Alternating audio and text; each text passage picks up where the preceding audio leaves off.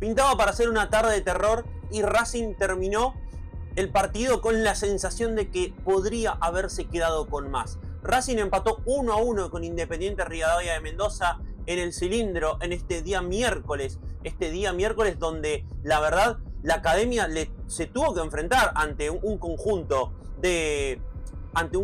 mendocino en este día jueves, donde la verdad quedaba incómodo, porque la verdad es que después de lo que había sido el partido ante Boca, uno en la previa, cuando veía el calendario de Racing, decía que después del partido con Boca en la Bombonera, venía Independiente Rivadavia en condición de local, y uno quizás en la previa podría haber pensado, bueno, después de enfrentarse a Boca tenés un partido local como para sumar a 3. Ahora, lo que nadie hubiera imaginado es que al final de la fecha 7, Independiente Rivadavia sea uno de los líderes de las dos zonas que tiene este torneo argentino. Bueno, lo cierto es que Racing se enfrentó al puntero del campeonato en este día jueves. Racing, más allá de enfrentarse al puntero del campeonato, tuvo que jugar ante un equipo que realmente está bien consolidado, que está bien armado, y la academia termina el partido con la sensación de que lo podría haber ganado. El equipo termina el encuentro con la sensación de que mereció más, con la sensación de que, por supuesto, se enfrentó a un equipo que está en lo más alto de la tabla de posiciones, pero una vez que empieza a rodar la pelota, no importa cómo viene uno u otro, porque a partir de ahí, del momento en que empieza a rodar el balón, es todo distinto, se puede dar cualquier tipo de partido, más allá de lo que uno pueda prever, ¿no?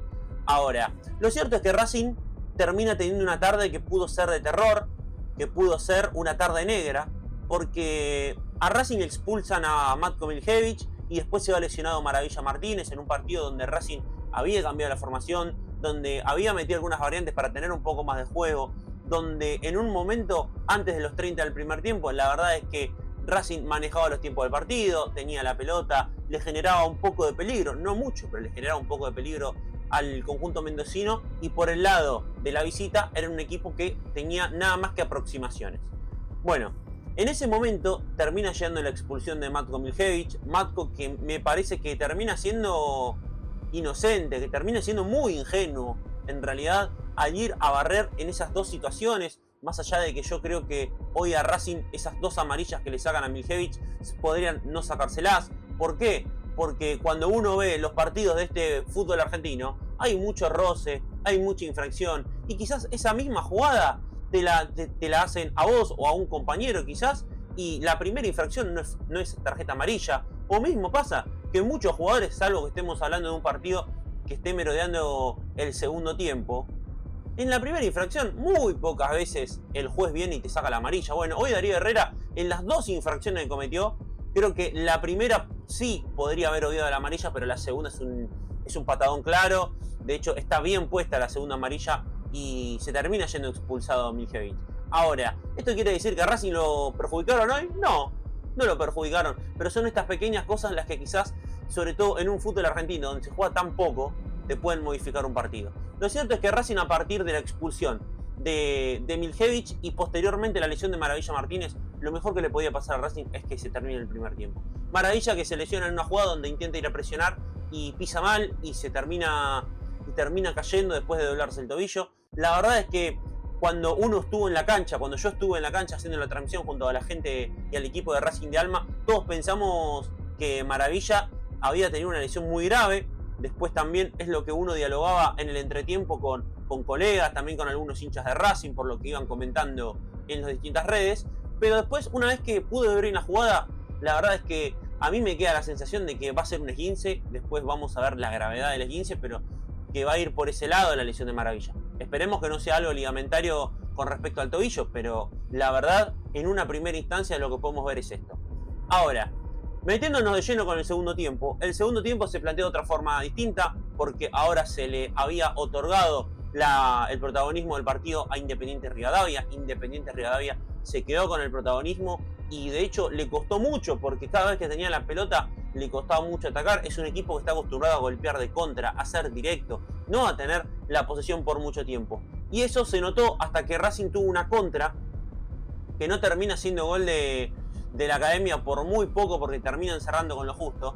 Pero paradójicamente, en ese córner, después de ese córner viene otro córner para Racing. Racing, esa jugada, saca 2 tiros de esquina, y en el segundo, de contragolpe lo termina le termina marcando el 1-0 Independiente Rivadavia de Mendoza en una gran contra entre Ríos, entre Fernández, que es el que termina haciendo el gol, y entre Villa, para que Racing empiece a perder el partido, y donde también queda un poco expuesto por momentos lo poco inteligente que es Racing con la pelota y sin la pelota, porque sabiendo que tenés un jugador menos, no pueden ir todos al área y esperar de contragolpe a que el rival se equivoque y no termine siendo fino con los pases. Bueno, eso es lo que terminó pasando. Racing subestimó ahí a Independiente Rivadavia de Mendoza, que en el contragolpe fue rápido, fue certero, y uno de los jugadores que quedó fue uno de los defensores de Racing, Canago, y después Toto Fernández, los encargados de correr a los 3 delanteros de Independiente Rivadavia de Mendoza.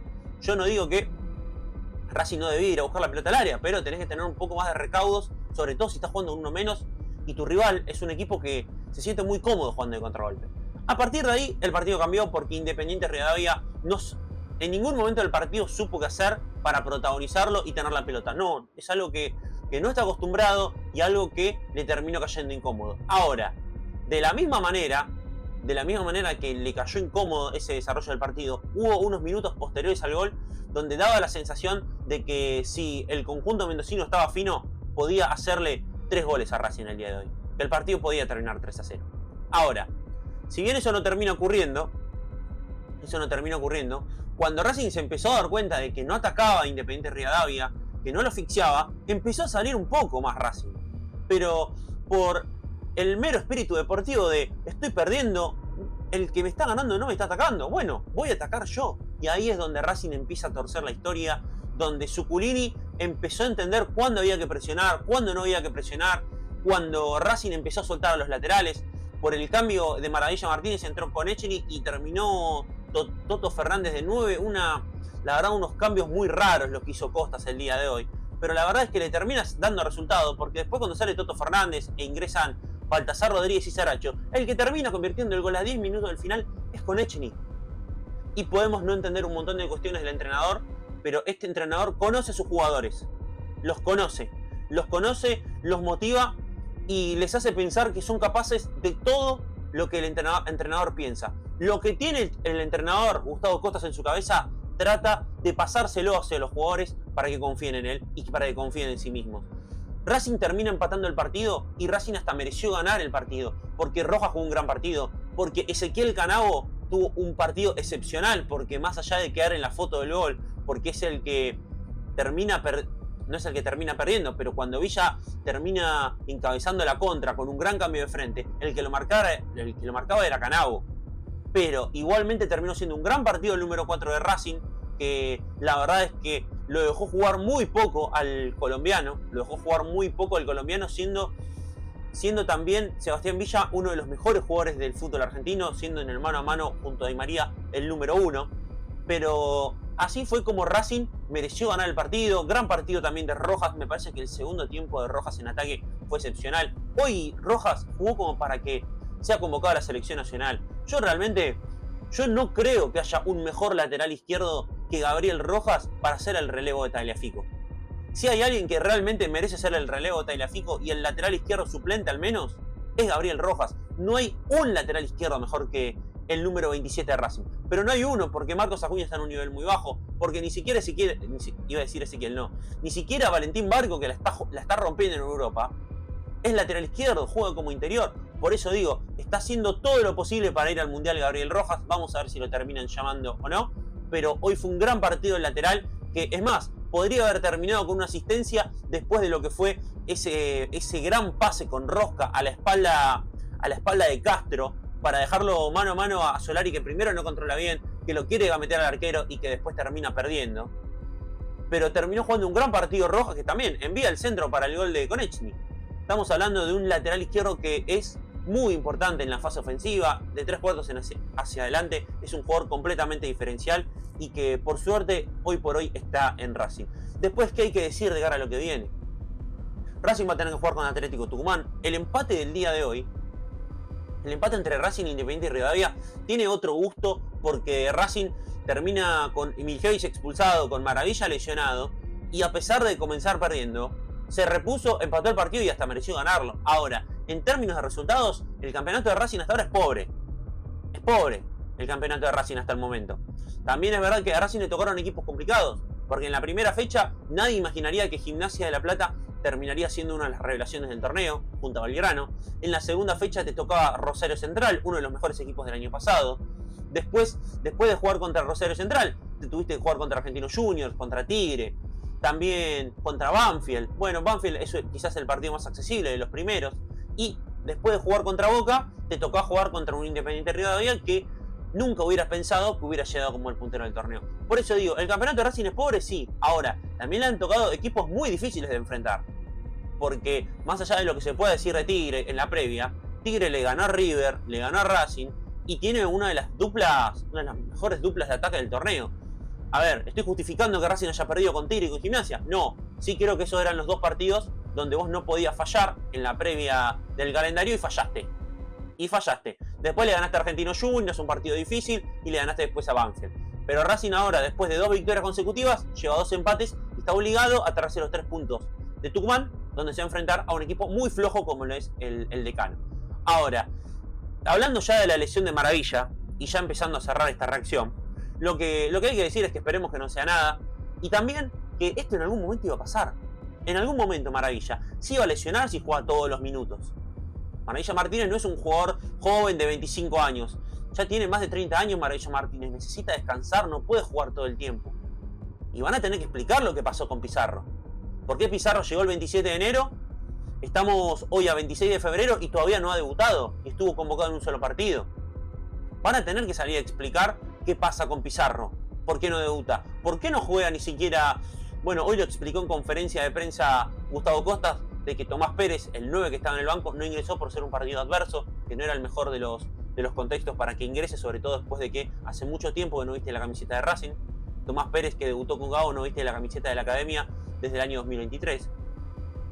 Pero yo entiendo esto. Ahora, con Banfield, con el partido 2-0, no podía salir Maravilla antes. No podía ir Fraga al banco, el goleador que tiene hoy por hoy la reserva. No podía entrar antes Tomás Pérez.